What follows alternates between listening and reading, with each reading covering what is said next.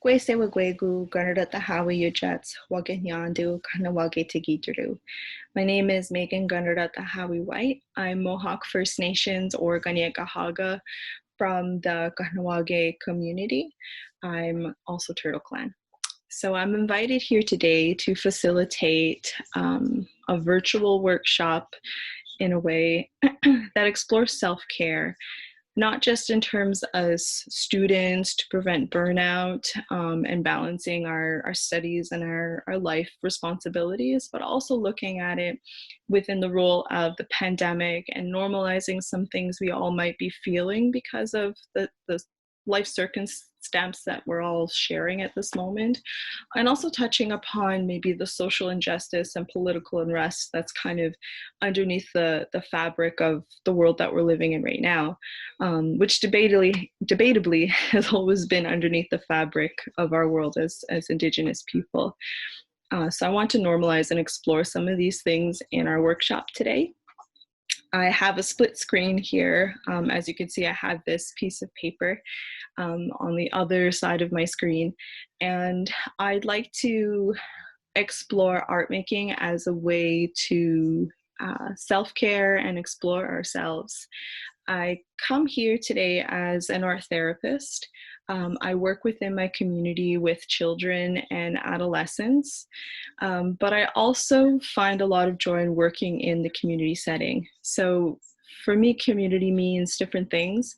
I've worked in a community with First Nations, Inuit, and Métis men in the prison system. I've worked in communities. I've worked in urban settings, in academic settings, in university settings, in building our own communities to talk about really challenging and difficult conversations like reconciliation or decolonization or re-indigenization, looking at environmental violence and the links between the body and the land. And I do that through art making. So we'll create these community spaces and community artworks to dialogue about these things that affect us every day and to start building those relationships so that we can have a healthy way to connect to each other. So before we begin, because there'll be an art making component to our workshop today, I encourage you to set up your space. The environment that we work in is really important. And if we want to create a place where we can take care of ourselves, then what we're surrounded by becomes just as important as what we do. So at this moment, wherever you might be sitting, whether that's at a desk or on the couch or in your bed or at a friend's house, wherever you might be at this moment, to set up your space so that it's conducive to art making. So that might be clearing the table and having some paper nearby.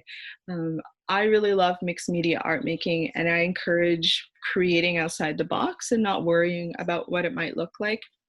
I always tell my clients that you don't have to be an artist to make art.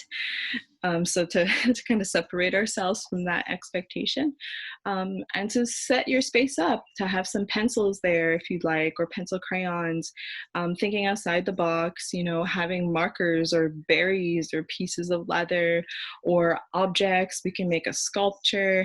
I don't want you to feel limited in your ideas of what art making might be, so to have fun with it. And I'll lead you through an exercise at the end of our presentation, and hopefully that can help stimulate some reflection on what your best self-care strategies are for you.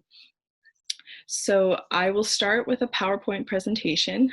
You can pause this video if you'd like to set up your space, and just unpause me when you're ready to go.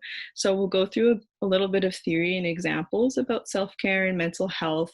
I'll make it as accessible as I can because I want to acknowledge that I'm sure you already have a long workload online in your individual programs. So I want to make that presentation part short and sweet so you have time to make art.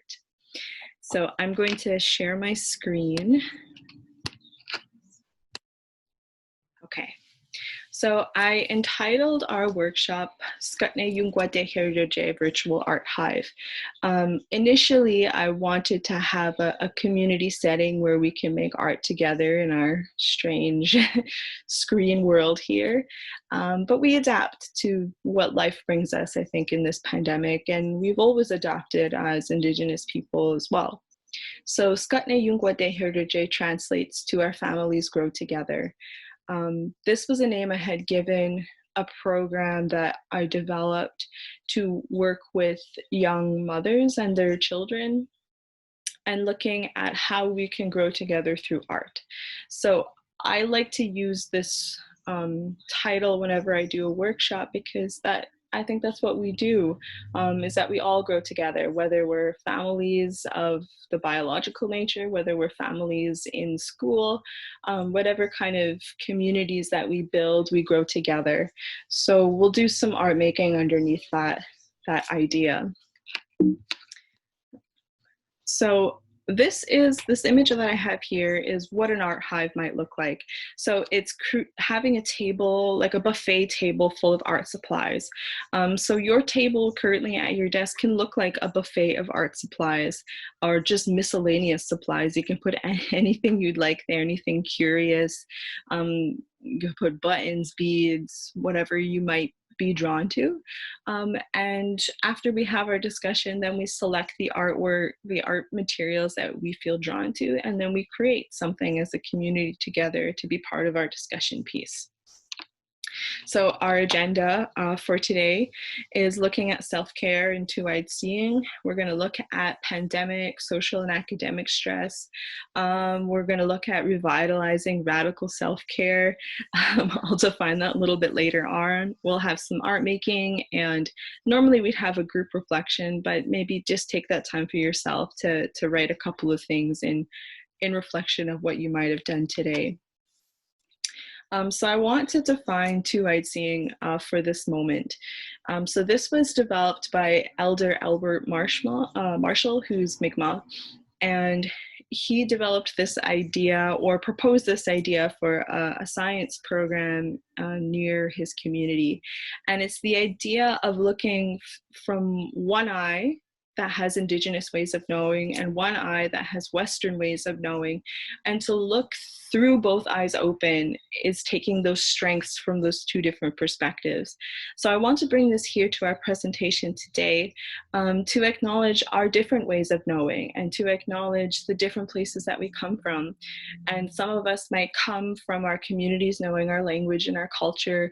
Some of us might have been removed from our communities from multi-generational challenges and political decisions. Some of us may have grown up in an urban setting and know only a little bit. So I want to acknowledge all the strengths that we do bring, that there are strengths in the Western ways we have been exposed to, and there are strengths in our Indigenous ways.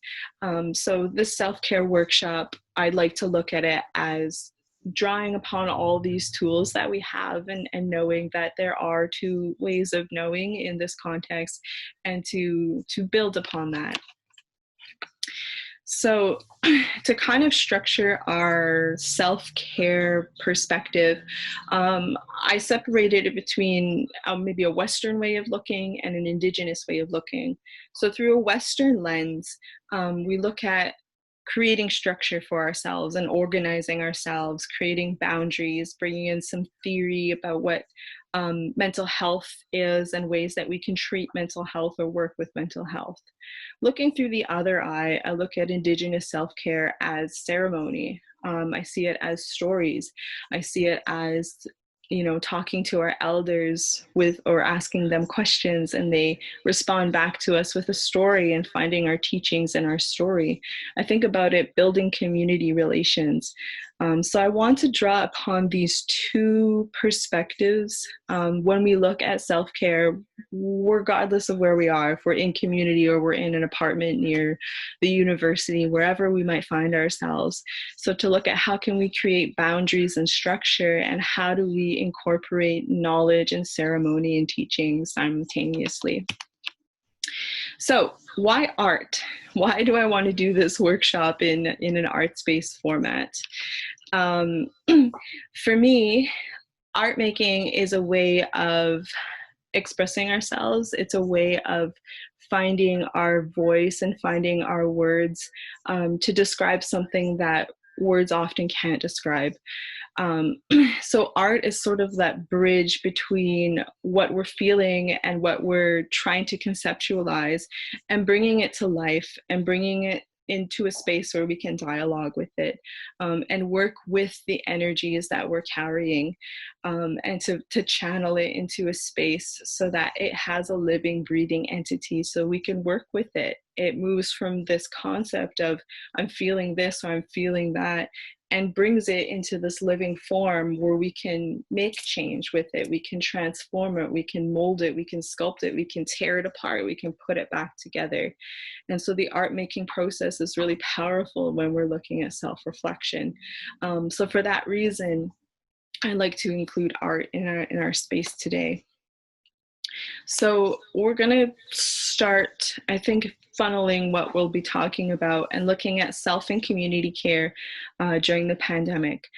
I'd really like to emphasize this because as students, we already have a really intense workload in our different programs, but we're also carrying the stress of our communities. We're carrying the stress of what's happening in the world. We're carrying isolation. We're carrying maybe fear of health and a lot of different things at the same time. So I'd like to name them and acknowledge them and give them the space that they need to breathe and be heard and to be seen. So I like to work often in mind maps. I think I'm a visual person, and I find being able to physically map it on a paper helps us to look at it more globally and more, aerially.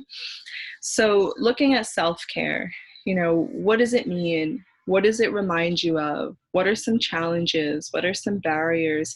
So these are some guiding questions to begin our reflection process. So to sit down and to think for yourself, what does self-care mean?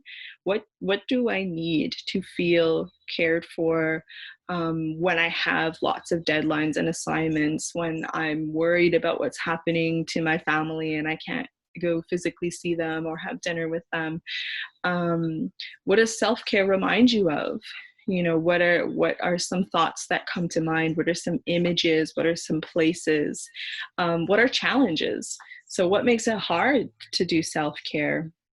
I know for myself, when I was a student, it was finding time. That was the hardest part, that, balancing my responsibilities as a human being and the different hats that I wore, and, trying to do my assignments and meet the demands of the program that I was in, that sometimes it was finding time. That was the most challenging thing.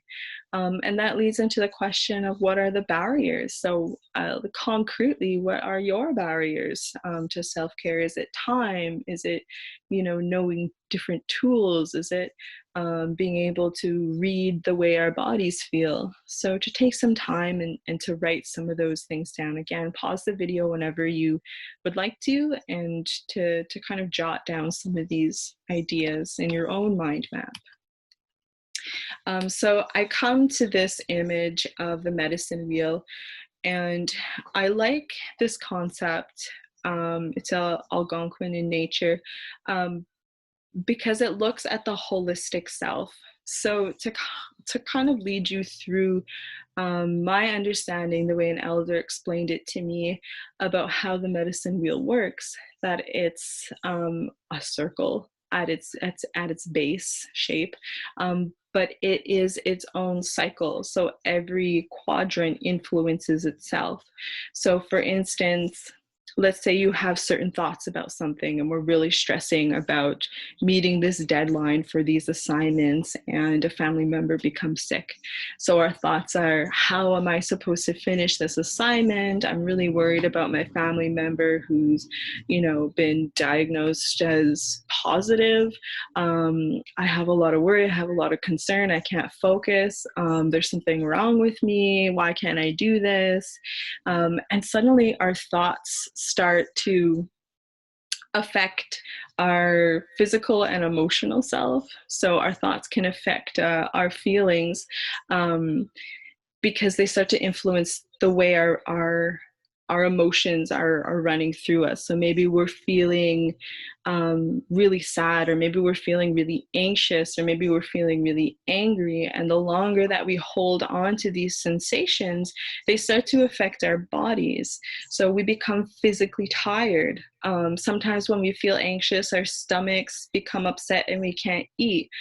Sometimes that happens when we feel really sad, we can't eat and we just want to sleep. Or when we're angry, we can't sit still and we can't focus, and our chest feels really tight, and we start to have these physical sensations. And when our whole body is taken over by what we're feeling and what we're thinking, that affects our spiritual self. And for me, the way I like to describe spirituality, it's a multi-layered experience. It's about interconnections, it's about relations, but really it's about having that drive, that passion, that motivation to follow your path and to use your gifts and to be you on your journey. And when our mental and emotional and physical self are being drained by what we're living through, then it's harder to walk that path. It's harder to move past that point in time. So our whole body, our whole selves become affected by what we're living through. And this is why self-care is so important, because we need to care for each one of these spaces. We need to care for our thoughts. We need to validate and make space for our feelings. We have to take care and nourish our bodies.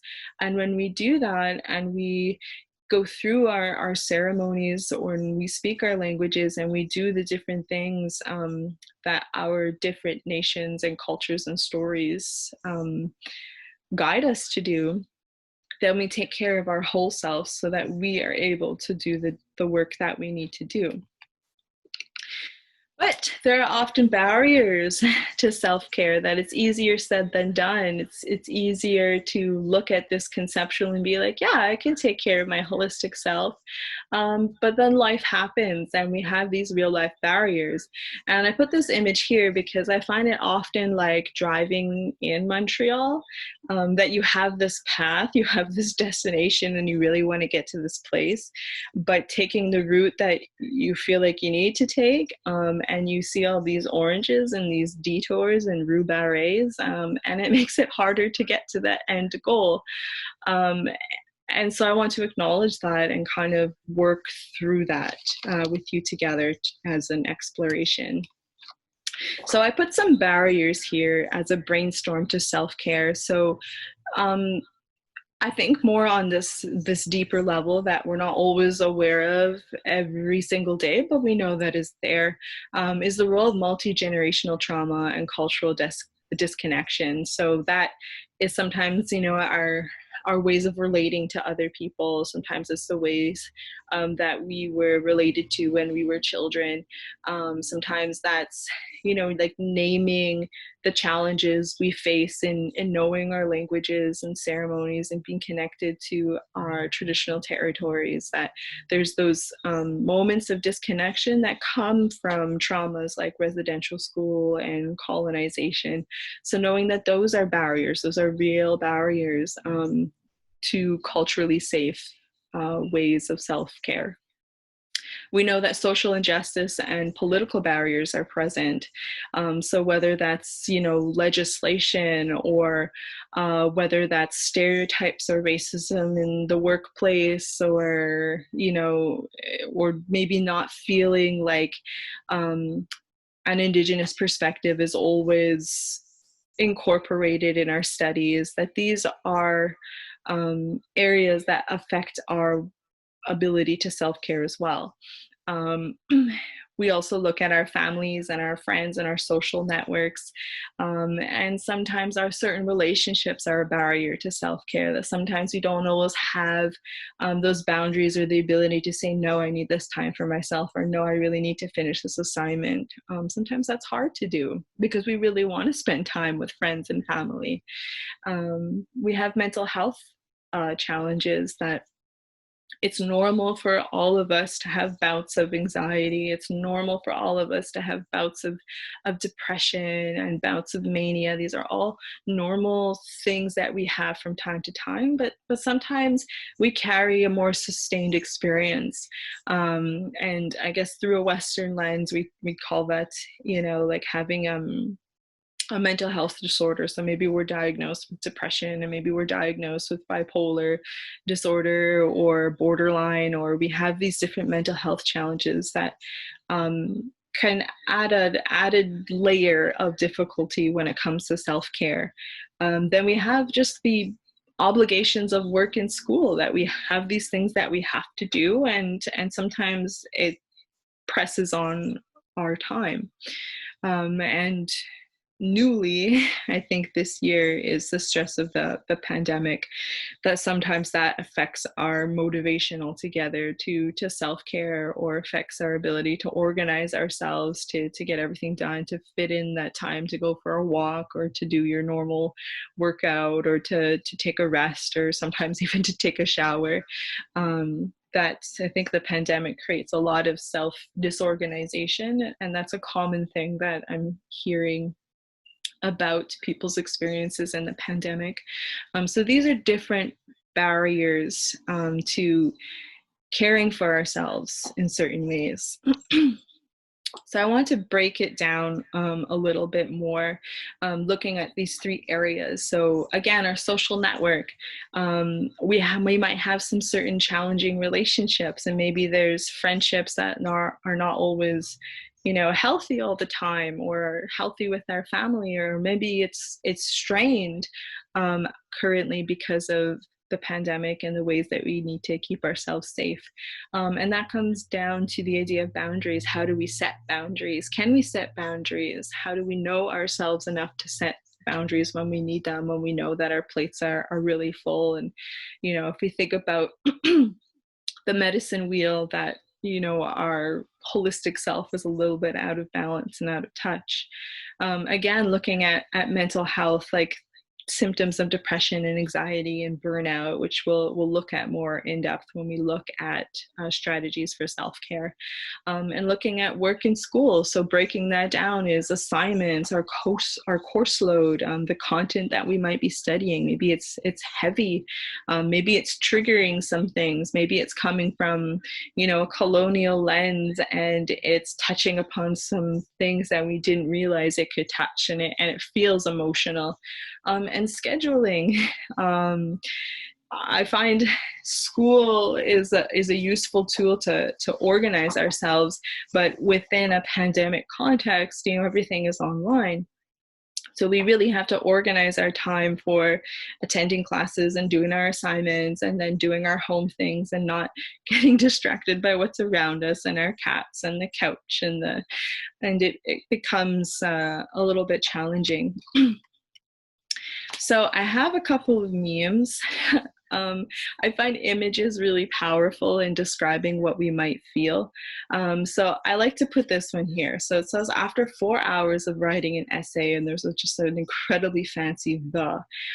So it's kind of like that idea of writer's block, that sometimes when we're overwhelmed by all of these things we have to balance, we meet this challenge of, it's so hard to focus because my insides are like this and my brain's like this, and I can't produce what I need to produce.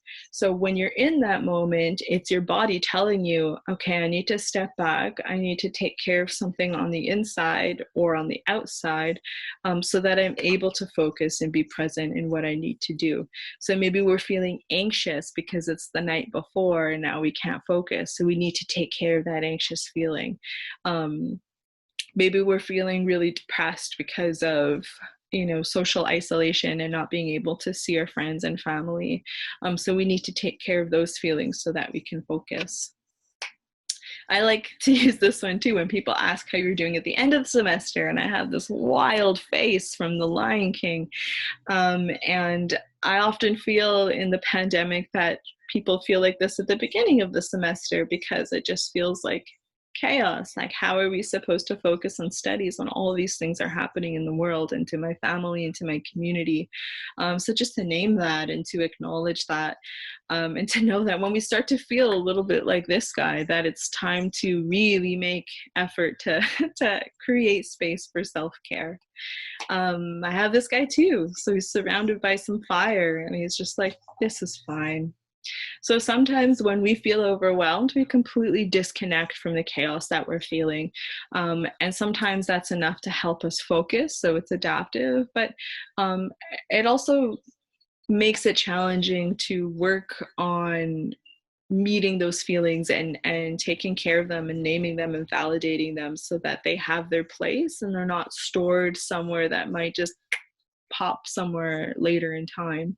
So be able to distance ourselves enough to do what we need to do, but to be close enough so that we can name it and acknowledge it, so it doesn't stay locked and hidden and stored like a volcano.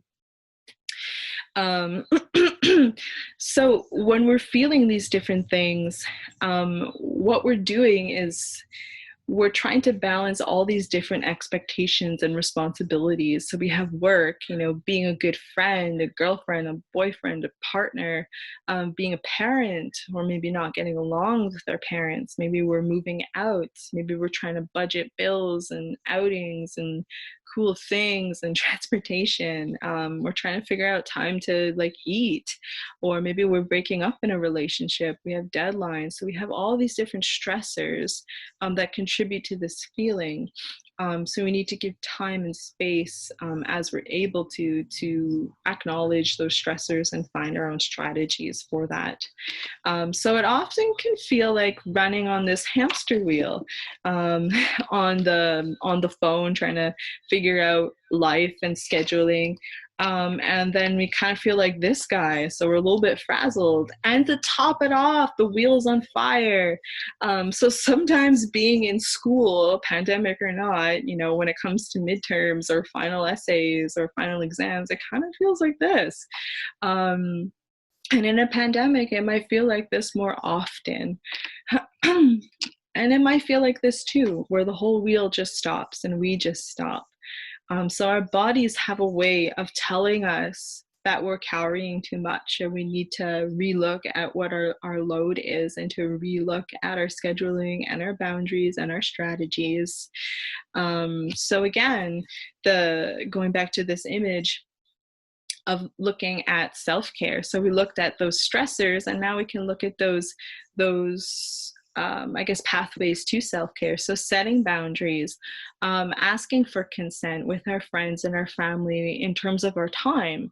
That consent isn't just an idea that's related to intimate relationships, but it's related to all relationships. So giving consent for our time, or whether that's spending time or helping them out in a social problem, to be with them. So to ask for consent in those different ways. Balancing, prioritizing, listing, organizing, and building support networks. So these are some different pathways that we can start to build the idea of self-care strategies. I also have here another layer that I'd like to look at within the pandemic context. So we know that we have multi-generational trauma and cultural disconnection, and that can often lead to states of chronic stress, which become amplified in the pandemic. We have states of disconnection, which become amplified in the pandemic. And that loss of cultural tools, or that journey of regaining them, becomes amplified in the pandemic. Because we're all forced into isolation, sometimes those things that kind of float around in the background become louder because we're surrounded by them suddenly. Because suddenly we can go out with friends, or go to a restaurant, or go travel somewhere, or go spend time at a friend's house, that we're surrounded by these things that we can put in the back burner because the fast-pacedness of life can allow us to do that. So now we're surrounded by those things.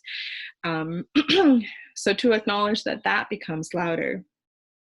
looking at the pandemic in itself, that it's normal for having increased levels of anxiety and to have difficulty motivating.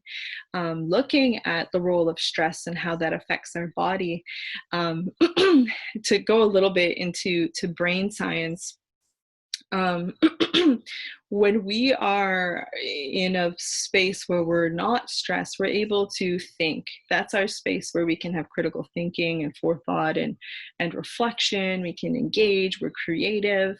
But when the part of our body that's responsible, or part of the brain that's responsible for stress activation turns on, that part of our brain shuts off. So we can't think, we can't reflect, we can't pause, we can't regulate. At that moment, it's flight, flight, freeze. I also include disassociate into there. So our bodies are in constant survival mode, and that uses up so much energy. So it's normal if we have low ability to motivate, and that's because that part of our brain is on. Even though we're not in a dire moment of life or death, we're in a constant state of what if and stress and what might happen to my family and my friends and my community and my job. Will I have income? All of these things contribute to a constant state of stress. And that leads to what I call the pandemic fog, where everything just kind of is so much, so it becomes just foggy, and we kind of go through the day feeling foggy, and we might sit in our class and be like, I'm not registering this. And that's naming the fact that we're all carrying this constant state of stress, and it makes it hard to be motivated and focus, and it makes it crucial to make space for self-care so we can do the things that we need to do. And I also want to add in there the social injustice that, the pandemic is revealing, I think, for more people. But as Indigenous people, we have often seen these things already. So looking at the role of inaccessibility in terms of not just clean drinking water and housing, but just inaccessibility in healthcare and mental health care. Looking at the role of racism and within political climates, looking at the Black Lives Matter movement and how that relates to Indigenous lives mattering and missing and murdered Indigenous women. And recently we had Orange Shirt Day, which is raising awareness for the children who did not survive residential schools, and to raise awareness for the children that did, and the ways it impacts our families and communities now. So to have these spaces of resilience and voice and solidarity, that takes energy too, and that can lead to emotional burnout. So on top of the normal academic stresses and life stresses that we might have, let's say last year pre-pandemic, we also have these other spaces that are very loud and take a toll on us. So again, it goes back to the idea of finding balance and space for self-care and prioritizing and knowing our value system, and knowing when we're able to participate in certain things and when we have to set boundaries because we're running on low. So I have some more memes to kind of exemplify that. So I have this one that's, he has this choice between staying safe from COVID-19 or showing support by standing or attending a protest. So I think about this in the case of Black Lives Matter. And I think the different moments of solidarity we might have for our own experiences as Indigenous people, and that it makes it challenging to make these decisions. Like, how do I stay safe? How do I protect my family? How do I make sure that I'm not spreading COVID-19? But then how do I still follow my belief system? How do I still stand in solidarity? What are different ways that I can do? How do I balance this? I also have this relating to online school. So you have your professor coming in, and then we kind of come in disheveled, logging into Zoom after waking up. I find it's really common for sleep schedules to be a bit wonky in the pandemic, and especially acknowledging the role of screen time. that it's a wonderful tool to make education and continuing education to be accessible, but it's also not acknowledging that the amount of screen time we have affects our brains, it affects our ability to focus, and knowing that our attention span is biologically shorter because of screens. So it's a real stress, I think, to attend online classes. Even though it seems like it's easier, sometimes it feels actually a lot harder. And then feeling like this moment, like, you know, being the hamster on the hamster wheel that has stopped running, so not knowing what to focus on. And there's a lot of stresses, so it's normal, I think, right now to feel this state of overwhelm and to feel this state of fog and uncertainty.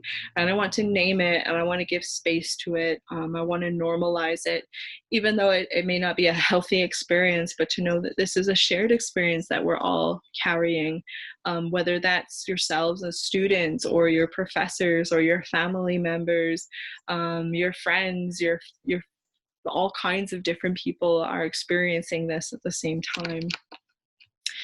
So I have this image of the iceberg that on the top, there's all these, you know, basic ideas that are affecting us, like deadlines and friendships and social isolation. But then underneath are all these other challenges that we're grappling with and trying to balance and trying to name. So I want to kind of give space for those feelings. So kind of what's happening underneath is we're making sacrifices or hard decisions. We're feeling okay, but feeling not okay, but still having to get things done. We might have depression and anxiety. We might be feeling too mad or sad or lonely. We might feel like we might want to run away or to disappear. We might question our worth or who we are, and wondering, are we making the right life choices in a pandemic? That these are all thoughts and feelings that come out of being in a constant state of stress, and to acknowledge that you're still an awesome, amazing person, but that we're all going through something that's very challenging. So to kind of, I guess, consolidate this common experience that we're feeling is the idea of burnout and fog before we've even started doing the work that we need to do, knowing that we're carrying all these things, so it creates our experience as a foggy experience. So we're in a state of chronic stress. We're constantly bombarded by the message of coronavirus. We're seeing masks and hand sanitizers, these little reminders that we're in this really scary time.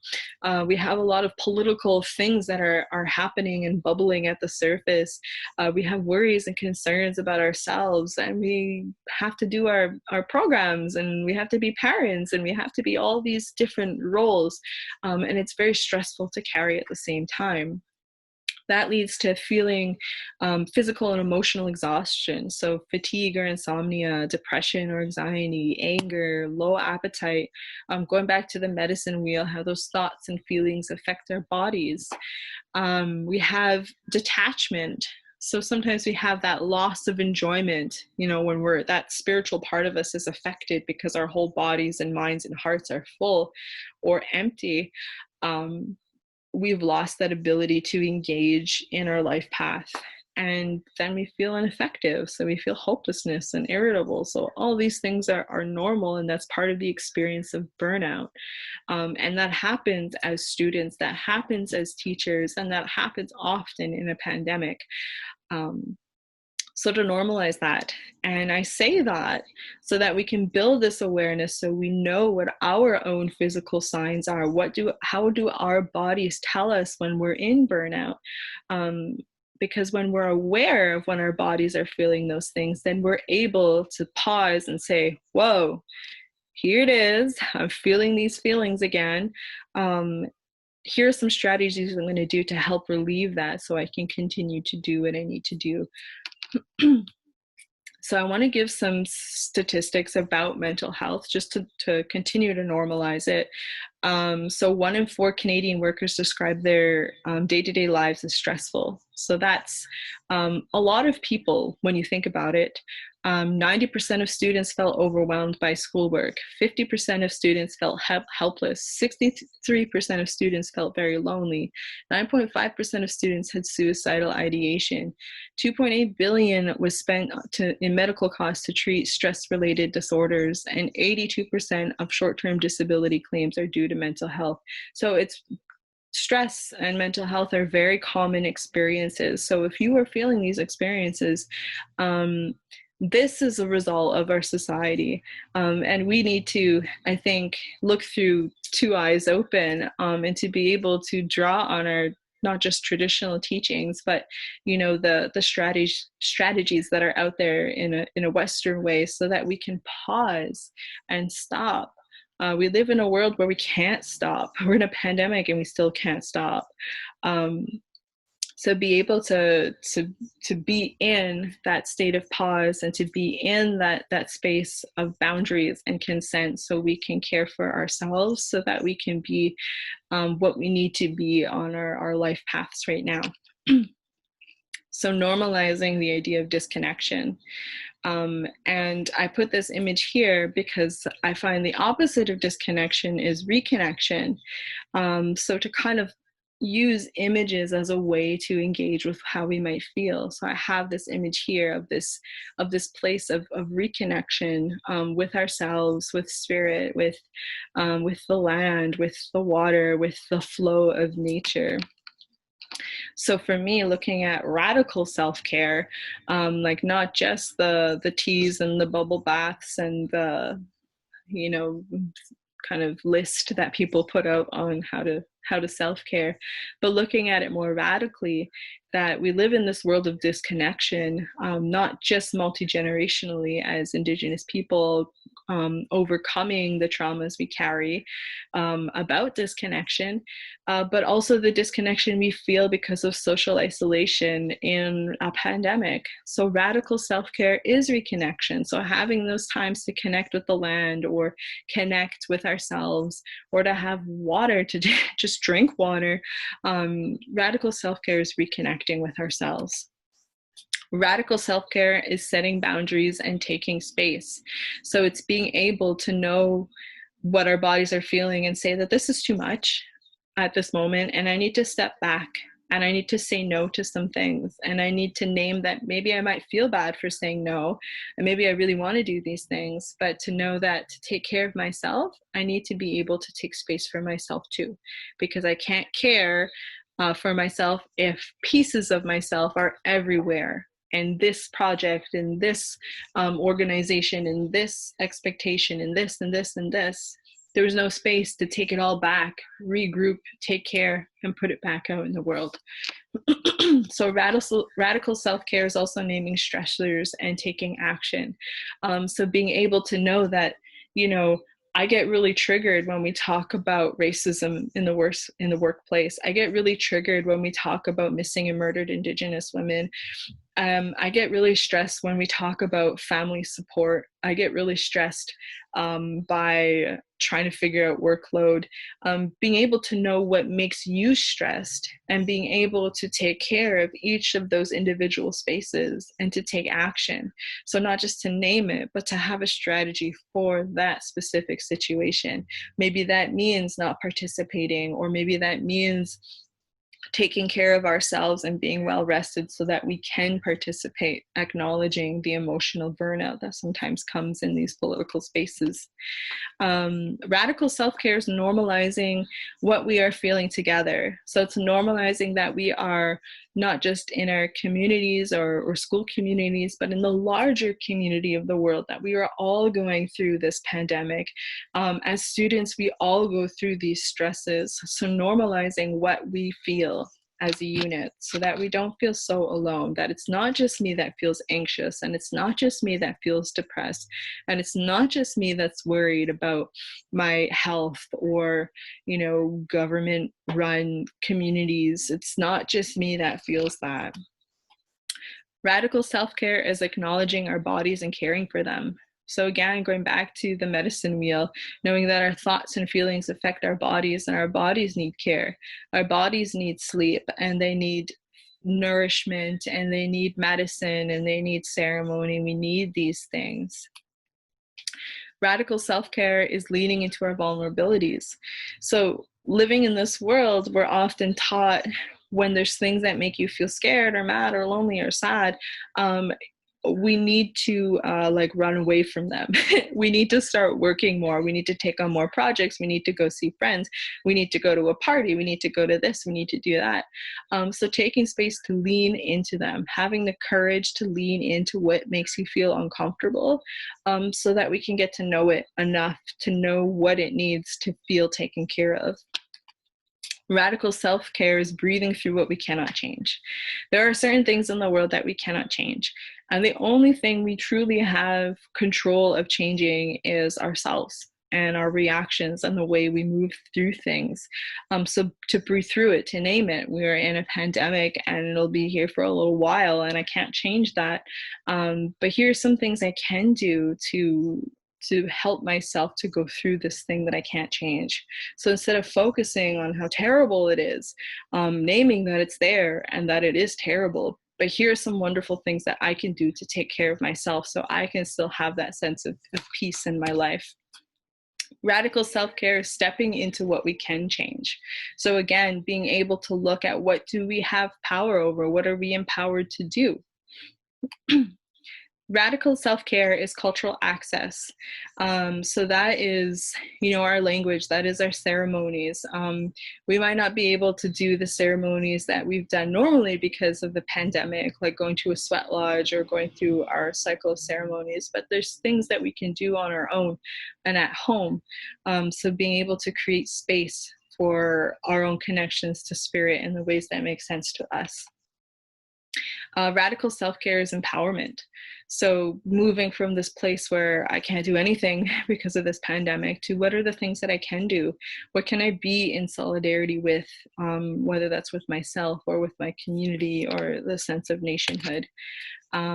Radical self-care is still being in solidarity, to find those places that we have value in and we have voices for, and to balance those needs and spaces that we need to be in.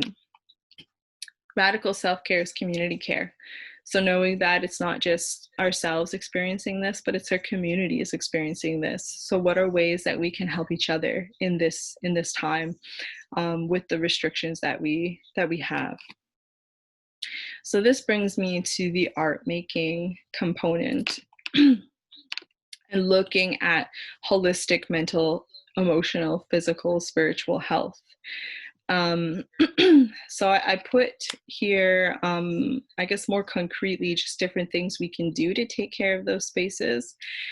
So for the mental health component, I have positive self-talk, critical thinking. For our physical self, exercising, healthy eating, emotional, spaces for expression and communication, and spiritual, the idea of smudging or letting go and creating space for us to follow our life paths. So what I encourage you to do is the witness writing reflection process. This is a process we use in art therapy, and it's a way to engage with ourselves holistically in the artwork that we make. So it starts off by setting an intention. So on your piece of, you can pause this video at any time. So before you start making art for today, to set an intention. So to write something down before you begin. And an intention is something that's specific, and it's often what we would like to explore. So the intention could be like, what are my needs when it comes to self-care? Or I would like to find out what my barriers to self-care are. I want to know what my cultural tools to self-care are. I want to know how to make time for my self-care. So to choose the intention that you feel sits with you the most. Then you're going to sit down and make some art. I'll lead you through an activity, but I encourage you just to use the materials and just explore that idea of what is self-care for you. And then when complete, you write down a couple of things. So you write down what your body feels like. You can write down what you see in your art. You can write down what symbols come to mind or what they could mean. You can write down a response to your intention, what you might have learned. You write down, yeah, like I said, a description, any symbols, and the response to your intention. So I'll come back to that later. So I'm going to stop the share for now and lead you through a brief activity. I'm going to go to speaker view. Okay. How do I switch this? I'm going to mute myself.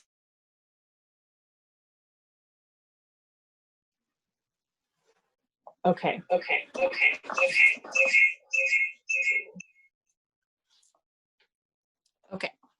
So I have here this sheet of paper, and I have a marker. But what I can do for each of you is to lead you through a little bit about what self-care looks like.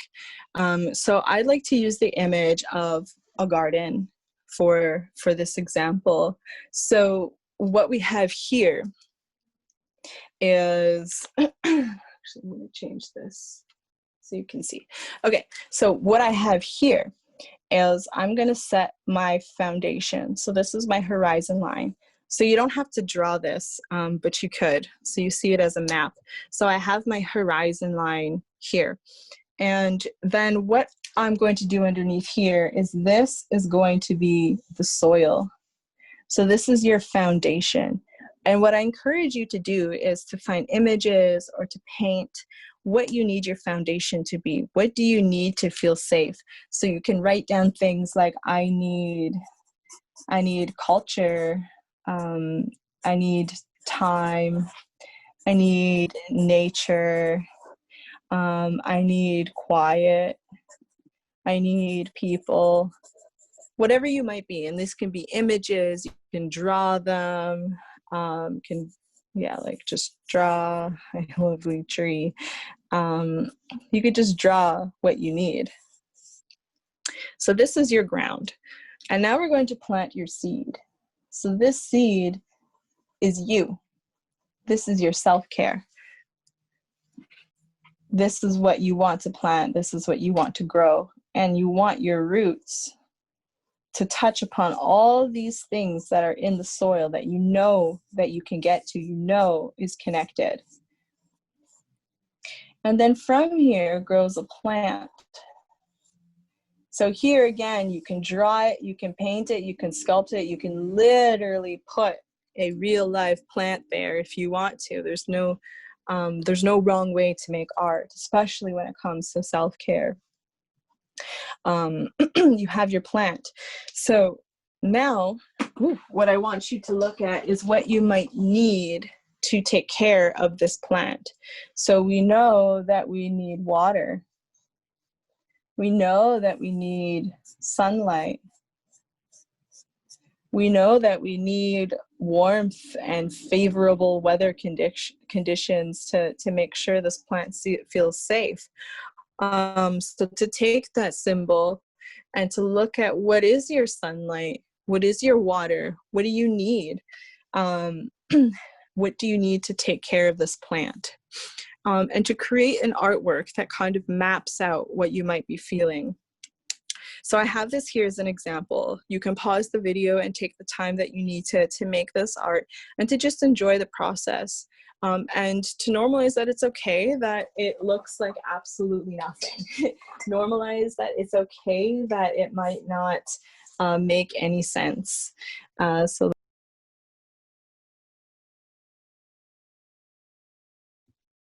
unmute.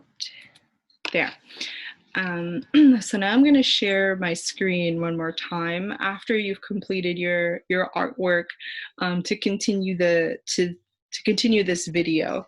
If you want to watch the video all the way through, you can. It might be helpful, I guess, in your art making process that you do what you need to do. So I'll share my screen. Okay. So again, coming back to our holistic selves. So I look at cultural self-care. So to look for tools that are culturally appropriate for you, to look at accessibility, to look at flexibility, to look at ways we can engage with our community, whether that's online or ways that are safely in person. We look at self-determination and empowerment. We look at our holistic sense of selves. We look at our interconnected relations. So to give space to each of these experiences. And with that, I'm going to stop share. I want to thank you for your time and being part of this presentation, to engage in the art making. And if you have any questions, or you're curious about art therapy, or you're curious about doing an art hive with your community organizations or your school groups or with a group of friends, feel free to contact me. You can go to my website, which is megankanerahtenha.com. That's really long, I know. Or you can email me at mkwarttherapy@gmail.com. Can reach out, and again, to normalize that we're experiencing something that's challenging in the world, and it affects our bodies and our minds and our hearts and our spirits, and it affects our ability to walk the paths that we need to walk. And also acknowledging that self-care can be challenging, and to make some space to really think through what you might need. And it might be beyond the bubble bath, that it could be other things like setting boundaries or making space for cultural engagement, that there's different ways that we can take care of ourselves and take care of our community. So with that being said, I wish you a restful rest of day or rest of night whenever you might be watching this. I wish you peace. I wish you time. I wish you pause. I wish you boundaries. I wish you good thoughts and the work that you need to do. Ionkwatehiahrontie.